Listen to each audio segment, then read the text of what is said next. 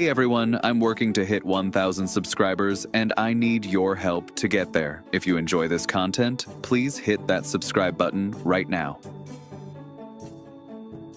Folks, buckle up, because something is happening in Denver that I have never ever seen before in all my years covering this franchise, and I need you to understand just how wild this is before we get one sentence further. The Broncos are not just showing up on off-season rankings anymore. They are bullying them. They are mollywopping every single list the national media can publish. And it is happening over and over and over again, week after week, like some kind of orange and blue avalanche that nobody in this league saw coming. I remember, and I mean this sincerely, back when I first started paying obsessive attention to this team, the biggest win of my day was seeing one single Broncos player crack a top 100 list. That was the whole celebration. Oh look, Pat Surtain got a 99 overall in Madden, let's throw a parade. That was the energy. That was the bar. And now? Now the bar is in orbit, because the Broncos are landing in the top 5 of practically every statistical category the league has to offer, and I am telling you right now, all of this is pointing toward one single, undeniable conclusion. This team is being built brick by brick into Super Bowl champions. There is no other way to read the tea leaves here.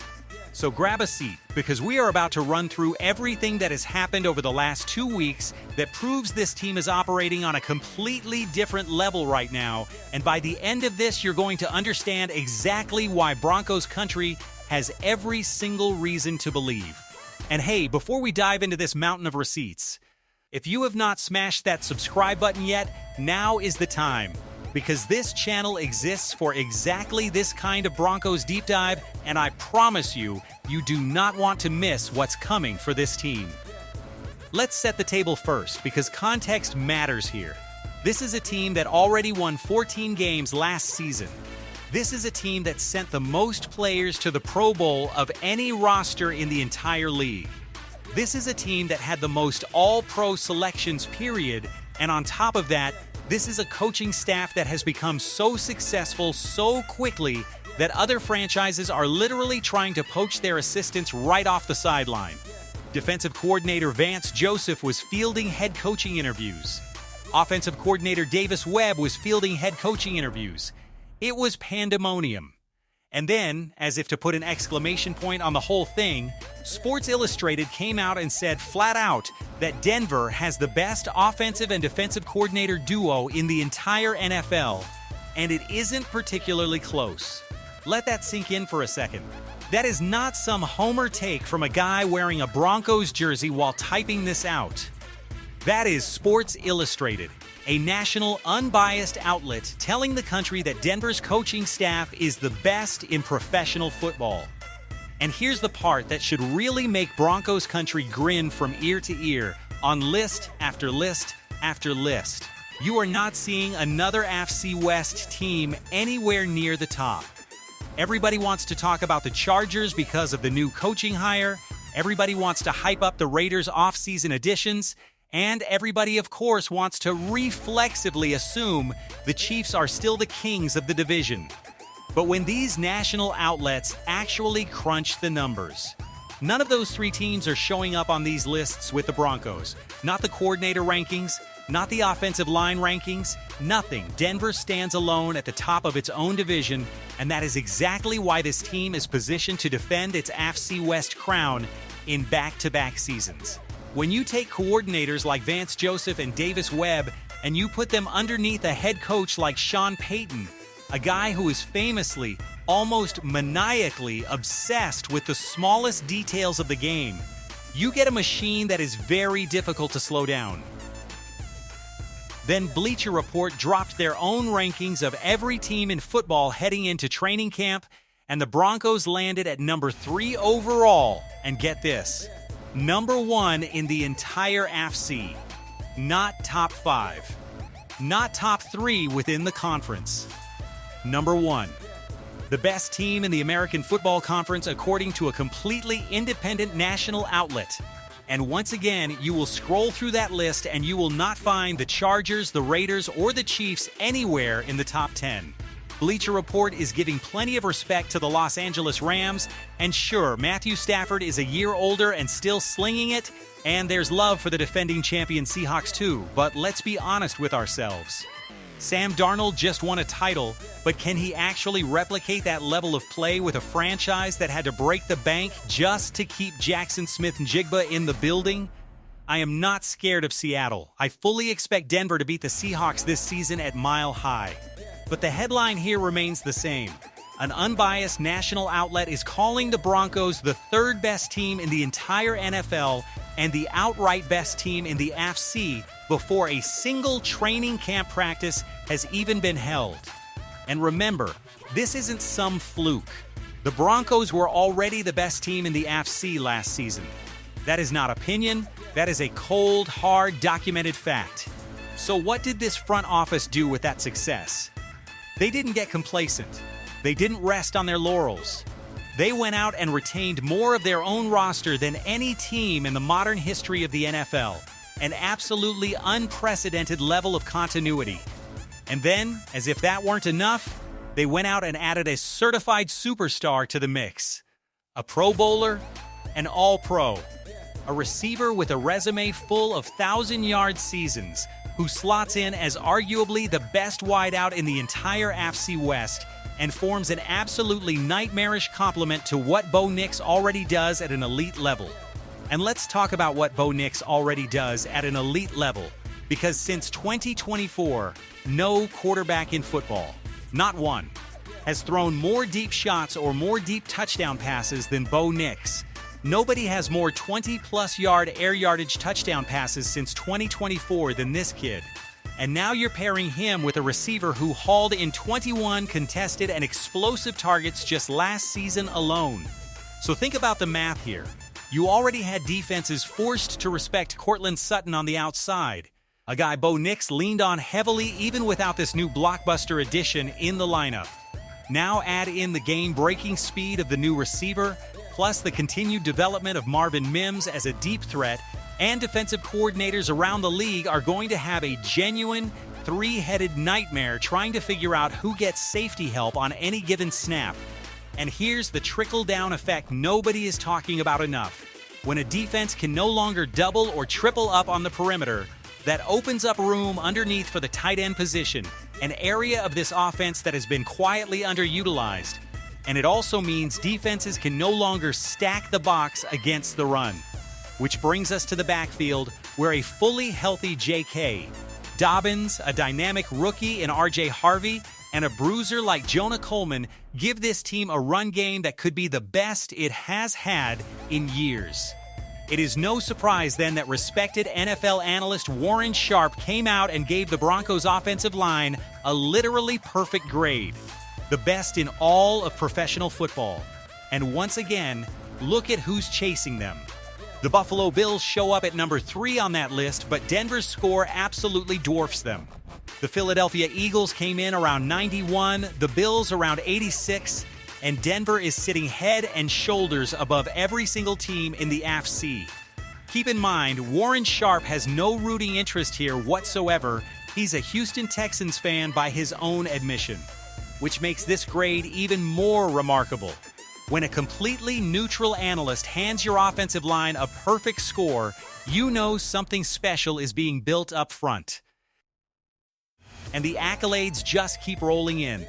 ESPN is in the middle of releasing its top 100 players in the league right now, counting down from 100 toward number 1, which means we haven't even gotten to the meatiest part of the list yet, where names like Patrick Surtain, Nick Bonitto, and Bo Nix are almost certainly going to land.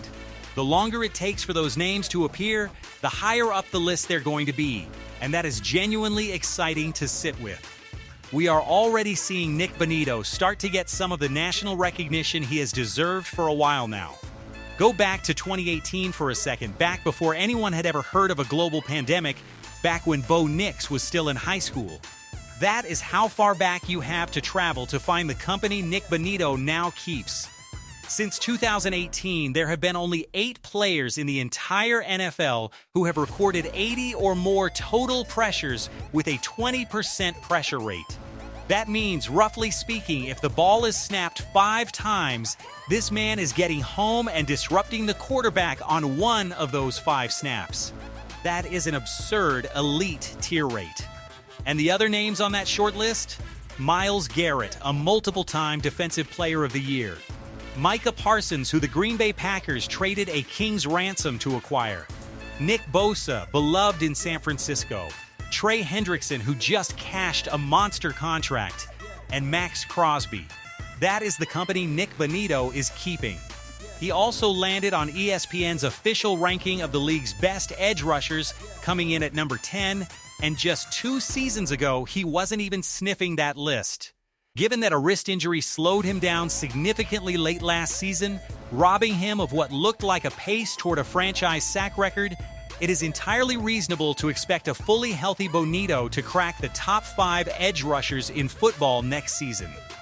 And speaking of top 5, let's talk about a player who isn't top 5. He's the outright best at his position, full stop. No debate necessary.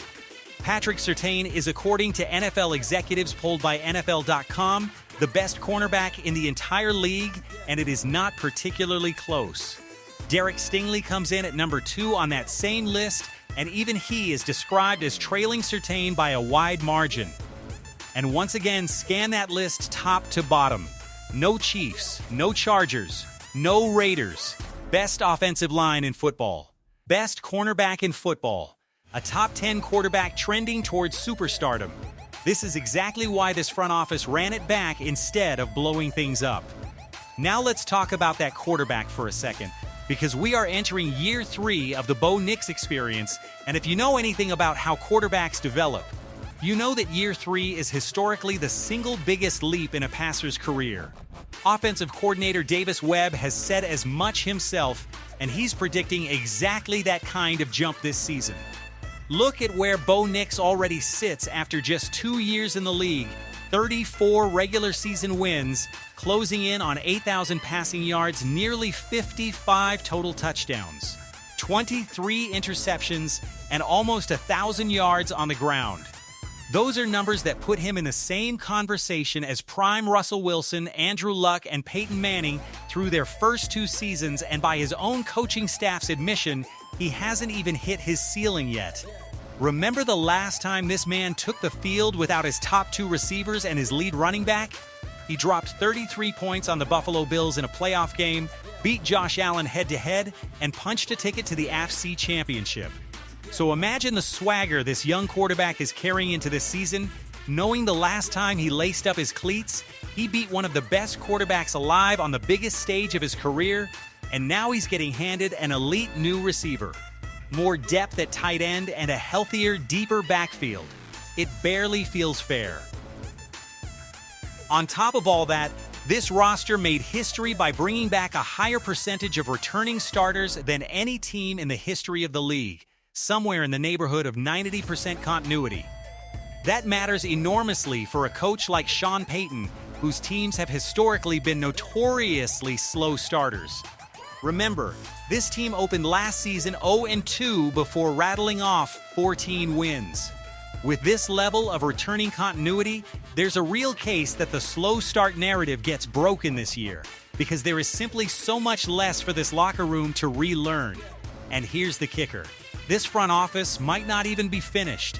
Even after landing on all of these top rankings, Denver is still sitting on one of the top 10 cap situations in football, with somewhere around $30 million in space.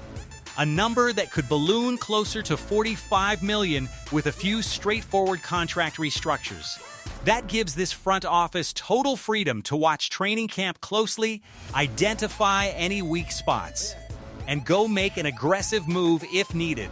The same kind of move we saw the Jacksonville Jaguars make last year when they scooped up a proven receiver from the Raiders for a couple of late picks and locked him up long-term.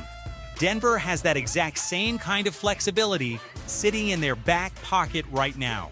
So when you step back and look at the entire picture, best offensive line in football, the best cornerback alive, an ascending elite pass rusher, a quarterback entering his historic Year 3 leap, a coaching staff so good other teams are trying to steal it, and a mountain of cap space still in reserve, it becomes very hard to argue against where this team is heading.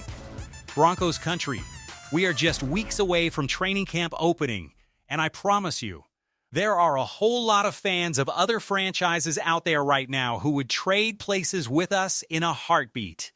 It is genuinely, truly a joy to be covering this team right now, because this is a roster that is winning on the field and winning on paper over and over and over again.